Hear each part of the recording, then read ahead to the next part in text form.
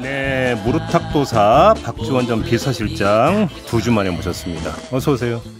왔습니다. 목포 다녀오셨다면요. 예? 목포 다녀오셨다면. 아, 예. 어떻게 또 그 비밀 정보를 어떻게 입수하셨습니까? 해상 케이블카 탔어요? 안 탔는데요. 산 올라갔다. 18,000원, 22,000원. 그걸 타셔야지. 왜 방송마다 목포 케이블카를 그게 말씀? 음식 맛있죠? 아, 그거야 뭐 두말하면 잔소리지. 목포로 휴가 가세요. 네. 전직 국정원장이십니다. 그건 기밀을 또 어떻게? 국내 기밀 안 합니다.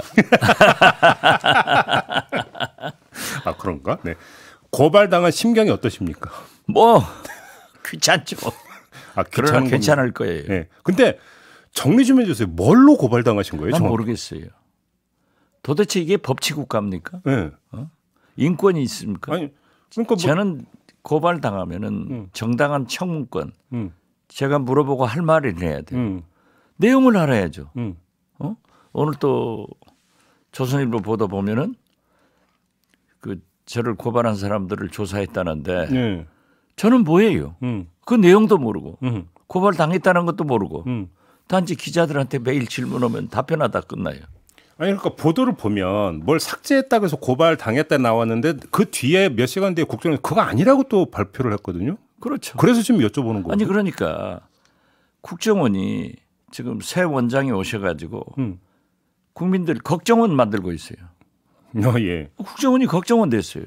도대체 전직 원장을 조사를 하려면은 국정원 법대로 감찰을 해서 즉 저를 조사를 해서 네. 해야죠. 예. 또 조사를 하지 않더라도 최소한 이런 걸로 고발합니다. 그런 예우는 갖춰야 되잖아요. 그 외교관 출신이 오셔가지고 그게 뭐예요 도대체? 그러면 지금 보도 하나만 좀 여쭤볼게요. 그 이제 서해 공무원 피격 사건 있잖아요. 그때 국정원 핫라인이 북한 쪽과 가동이 됐다는 보도가 있던데 이건 어떻게 된 겁니까? 핫라인에 대해서는요. 네. 존재 자체나 그 내용을 얘기하지 않는 게 국정원 법을 지키는 길입니다. 예. 제가 불리하더라도 네. 그러한 얘기를 공개적으로 할 수 없는 거예요. 예. 또 불리할 것도 없고요. 그러면 뭐 그 이게 그 그런데 예. 그러한 문제는 군사 문제 아니에요. 예? 그렇기 때문에 그 첩보도 지금 이미 보도됐으니까 하는 거예요. 국방부에서 한미 한꺼번에 수집하는 거예요. 우리 국정원은 공유를 해요. 그걸 제가 유출했다고 하니까는 고발했다가 국방부가 나섰잖아요. 아니다. 우리가 한다. 그래가지고 밈스라는 그러한 기밀이 군사 기밀이 다 발각됐는데 마찬가지예요. 국정원은 하는 일 뭐예요? 아니 우리 부처의 예. 조직 자체가 기구 자체가 국정원은 비밀입니다. 그런데 1급 공무원 27명이 부사장이다. 이걸 전부 보직했다. 이런 게 발표되니까 국방 기밀도 누설하고 국정원의 조직도 누설하고 아마 북한은 참 좋아할 거예요. 그런데 그건 아니에요. 지금 채널A 보도로 지금 그 전해지고 있는데 고 이대준 씨 구조 때는 안 쓰고 피격 때에 가동했다. 그 국정원 핫라인을 이런 보도가 있었습니까? 그건 얘기를 할 수 없고 그런 게 없어요. 아니 구체적으로 제가 얘기를 할 수 없. NCN입니까? 아니 없어요. 없어요. 예. 그것은 거듭 말씀드리지만은 군사적 문제가 있을 때는 알겠습니다. 그 군사선이 있어요. 그리고 지금 보니까 채널 A에 어제 저녁에 보도됐던데 제가 차 속에서 알았다? 아, 제가 친서가 오면은 제가 맨 먼저 보고 제가 먼저 갖다 드리는데 그런 것이 전부 보도가 됐어요. 네. 그러면서 참 그 편집을 잘했던데 9월 12일 날 서훈 안보실장이 김정은 위원장의 친서를 발표하는 거예요. 이 사건은 9월 21일 날 내온 거예요. 그러니까 마치 저하고 링크가 됐는데 그 친서를 제가 갖다 준 것을 기자들한테 잡혔잖아요. 보도가 됐잖아요. 정부에서 얘기했잖아요. 정리하면 현 국정원이 지금 언론 플레이를 하고 있다고 생각하세요? 저는 그렇게 봐요. 왜요? 아니 지금 보세요. 밈수라는 것도 이제 군사 기밀도 밝혀지면서 국방부가 아니라고 하니까 아니다. 보고서를 삭제했다. 그 보고서는 제가 삭제하지도 않았고 삭제했으면은 국정원에 그대로 남아 있어요. 예. 메인 서버에. 그러한 것을 또 얘기를 하는가 하면은 뭐 청와대 지시를 받아가지고 했다. 제가 참 미안한 얘기지만 그때 국정원장 된 게 50일밖에 안 된 때예요. 저도 동서남북을 몰랐어요. 그리고 청와대에서 누가 지시를 합니까? 제가 지금도 문재인 대통령께 감사한 것은요. 저를 국정원장 임명해서 2년간 어떤 인사 지시도 없었고 어떤 업무 지시도 없었어요. 완전히 원장 책임하에 해라. 그리고 국회에서 좀 떠든 문제가 있었어요. 그것도 저한테 하문하셔서 그건 대통령께서 아실 필요가 없습니다. 아시면은 말씀 제가 보고를 드리면은 정쟁 중심에서 합니다. 아 원장님이 알아서 하세요. 저한테 그렇게 했어요. 전혀 없습니다. 알겠습니다.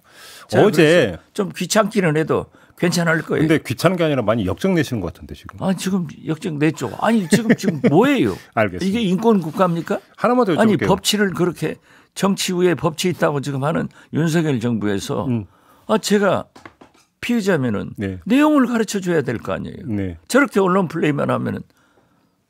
근데 저는 아니에요. 저는 국정원 사람 아니에요. 네. 어제 통일부가 네. 탈북어민 북송 사진과 경위를 공개한 거 보셨죠? 네, 봤습니다. 그건 어떻게 평가하세요? 그러한 것은 제가 파악을 잘 못하고 있고 잘 제 업무가 아니었기 때문에 그때 뭐 어떻게 됐냐를 여쭤보는 게 아니라 네. 통일부가 그걸 공개한 건 어떻게 평가를 하세요? 공개한 것은 나는 왜 지금 그러한 것을 공개를 하고 있는가라고 네. 하는 것은 저와 서훈 전 원장을 고발하는 맥락이 같다. 환경조성령이다 이렇게 보시면. 그렇죠. 그래서 이 분위기를 잡아가지고 네. 두 국정원장을 소위 문재인 정부의 대북 정책 이러한 것을 골탕 먹여가지고 사정을 시작하려고 한다. 네. 저는 그렇게 받아들였고 네. 통일부의 공개 사진에 대해서는 제가 언급할 그런 위치에 있지 않습니다. 알겠습니다. 관련해서 마지막 질문이 될 것 같은데요. 국민의힘 의원들이 이른바 박지원 방지법 발의한 거 들으셨죠? 뭐 국회는 그 여러 법안을 했으니까. 그게 뭐냐면 그 SNS나 방송 등을 통해서 국정원 관련 비밀을 공개를 하면 강력히 처벌하는 내용에 그다음에 비밀 기준을 더 엄격히 그러니까 규정하는 내용인데 어떻게 지금도 받아들이십니까? 처벌법이 있는데 네. 저는 지금 방금도 우리 말씀 저한테 물었잖아요. 하트라인에 대해서 존재하고 내용을. 그건 내가 말 못한다. 그 말 못한다는 게 국정원법을 지키는 거예요. 네. 그런 걱정은 안 하셔도 된다. 알겠습니다. 근데 이건 저희도 이제 방송 모셨기 때문에 한번 여쭤보고 싶었던 부분인데 예. 전직 국정원장께서 이렇게 방송에 다수 출연하는 경우는 저도 전례를 본 적이 없거든요. 어떤 마음으로 이렇게 이제 방송 출연하고 계세요? 정치인이에요. 정치인이기 때문에. 네, 그렇죠. 제가 한 달간 여러 가지를 하다가 저는 정치를 떠나서 물고기가 물을 떠나서 살 수 없듯이 정치인으로 돌아간다. 오. 네. 아, 다시 물속으로 이제 돌아온 것이다. 그렇죠. 알겠습니다. 그럼 이제 정치 현안에 좀 여쭤볼게요. 예. 이른바 도어 스태핑 있지 않습니까? 출근길 약식회견. 예. 안 한다고 했다가 하루 만에 다시 재개했는데 어떻게 지켜보셨어요? 글쎄 뭐 코로나 때문에 안 하신다고 한 것은 저는 처음에 들을 때 핑계를 참 잘 대시는구나. 국민 여론이 나쁘니까 안 하시는구나 이렇게 알았는데 네. 그 다음 날 또 시작하더라고요. 뭐 소통의 방법이니까 좋다고 하는 사람도 있겠지만은 대통령의 말씀, 네. 대통령의 언어는 신중해야 돼요. 국민에게 신뢰감을 줘야 돼요. 어제 안 한다겠다 오늘 시작해버리면은 무신분립. 공자님도 제일 중요한 게 믿음을 줘야 되는. 그런데 오락가락하는 거 아니에요? 너무 즉흥적이라고 보세요? 그렇죠. 그럼 이런 즉흥적인 행보가 왜 이렇게 나온다고 생각하세요? 그건 대통령님께 물어야지. 인터뷰 저는 기회가 없어서. 대통령님이 아닙니다. 네. 지금 보세요. 네. 청와대 대변인 역할이 없잖아요. 대변인이 발표하는 거 봤어요? 본변인이 다 말씀해 버리니까. 아, 본변인입니까? 대통령이 본변인이죠. 아, 용어가 그렇게 정리가 되나요? 그렇죠. 대신 발표한다가 대변인. 대신 발표하니까 대변인인데 지금 예. 대변인이 필요 없는 거예요. 예. 그러니까 본변인이 북치고 장구치고 다 해버리잖아요. 그런데 이제 대변인의 역할이 제가 대변인 출신 아니에요. 예. 역할이 이제 나오겠구나. 강인선 대변인이 네. 참 훌륭합니다. 네. 칼럼도 잘 쓰고 특히 이 국제 문제에 아주 탁월한 그런 기자였는데 이제 역할이 나오는구나 했더니 다시 본변인이 등장하면은 대변인의 역할은 없는 거죠. 도어 스태핑할 때 옆에 서 있는 것이. 예. 지금 간밤에 불 꺼진 사안이 하나 있는데요. 지금 그 평산마을에서 욕설 시위 벌이고 있는 사람 중에 한 분이 이제 안정권 씨라는 분인데 이번에 이제 그 친누나도 같이 이제 뭐 같이도 한 적도 있고 따로 한 적도 있는데 유튜브 채널을 운영을 했었는데 지난 대선 때 윤석열 선거 캠프에서 영상 편집 일을 했고 그 뒤에 소통관실로 채용이 됐다고 하거든요. 네, 그렇더라고요. 이거에 대해서 대통령실에서는 뭐 동생은 동생이고 누나는 누나지 왜 연좌제식으로 접근하느냐 이런 식으로 좀 그 이야기를 했다고 하는데 어떻게 평가하십니까? 그 대통령실은 다 법대로 얘기하니까 예. 그건 맞는 말이에요. 예. 지금 연좌제가 없기 때문에 누나는 동생은 별도로 직업을 가질 수 있는데 어쩐지 국민은 참 끼리끼리 해먹는다. 예. 이게 말이 되는 거예요. 그것 때문에 예. 지금 윤석열 대통령님의 지지도가 떨어지는 거예요. 끼리끼리 때문에? 아니 말이 됩니까? 지인끼리, 친척끼리, 음. 끼리끼리. 이게 말이 돼요? 그러면은 동생이 청와대에 있다든지 누님이 있다든지 하면은 자제를 해줘야죠. 그렇게 하고 있으니까 뭐 괜찮다. 괜찮죠 법적으로는. 예. 그러나 도덕적으로 상식적으로 예. 정치는 상식입니다. 그 용납이 되겠어요? 나는 처음에 딱 듣고 역시 끼리끼리 지인끼리 친척끼리 잘도 하는구나 그렇게 느꼈습니다. 그러면 그 끼리끼리라고 하는 것이 문제의식이 없어서 지금 발생하는 현상입니까? 왜 이런 현상이 자꾸 반복이 된다고 진단을 하세요? 문제의식을 못 느끼겠죠. 그렇게 왜냐하면 보세요? 윤석열 정부의 하나의 특징은 공과 사를 구분 못해요. 거기에 있는 거 아니에요? 그래서 제가 법을 잘하는 분은 오히려 공과 사를 더 확실하게 구분할 것 같은데 그게 아닌가요? 그걸 법치를 주장하기 때문에 법적으로 괜찮다. 오히려 그러니까 법으로는 허용이 되니까. 그렇죠. 공과 사를 법을 기준으로 그러니까 잰다 이건가요? 그러니까 대통령님께서도 예. 육촌 동생 얘기를 하시면은 뭐 제 육촌 동생이지만 선거 때부터 같이 일해보니까 참 능력이 있어서 제가 함께 일하고 있습니다. 하면 되는 거예요.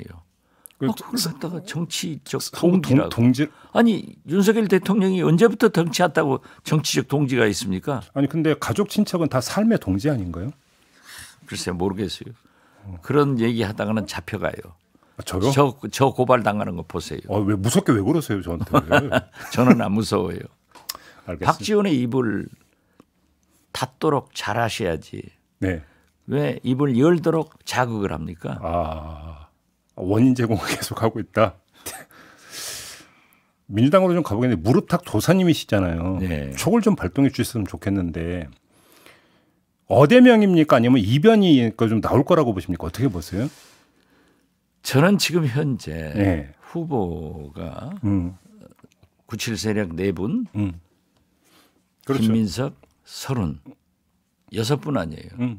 6대 1로 대결을 하면은 설사 97 세력이 단일화 한다 하더라도 3대 1이에요. 어대명이죠. 어대명이다. 근데 만약에 97 세력이 단일화가 이루어진다면 물론 예를 들어서 어대명까지 막지는 못한다더라도 상당히 의미 있는 이재명 의원의 위협적인 결과는 나올 수 있다고 보세요? 저는 이변이 있고 민주당의 발전을 위해서 네. 97 세력들이 단일화해가지고 이재명 의원 후보에 만약 이제 후보가 되면은 어떻게 민주당을 개혁 혁신할 것인가? 이런 공천은 어떻게 할 것인가? 총선은 어떻게 대비하실 건가? 어떻게 대권은 치를 건가? 이런 그 좀 비전을 정책적으로 묶어줄 필요가 있죠. 전행을 못하게 할 수 있는 그런 일을 하면은 97 세력들이 성공한다. 저는 그렇게 생각합니다. 근데 97 주자들 같은 경우도 좀 당을 잘하는 사람들 같은 경우는 기반이나 후원 그룹이 다르기 때문에 단일화가 쉬울까 이렇게 물음표를 찍는 분들도 꽤 있는 것 같은데. 정치라고 하는 것은 그렇게 따지면은 하나도 안 돼요. 곧 빠져 죽을 것 같아도 타협에서 돌아오는 게 정치예요. 근데 왜 원구성 타협이 그렇게 안 될까요? 원구성은 될 거예요. 뭐 지원전까지 하겠다 했는데 저는 민주당에서 박홍근 원내대표가 법사위원장도 양보했고 여러 가지를 양보했으면은 이제 권성동 직무대행 원내대표 막강한 권력을 가지고 있잖아요. 그분이 좀 양보를 해줘야 된다. 저는 그렇게 봅니다. 그래야 협치가 되는 거예요.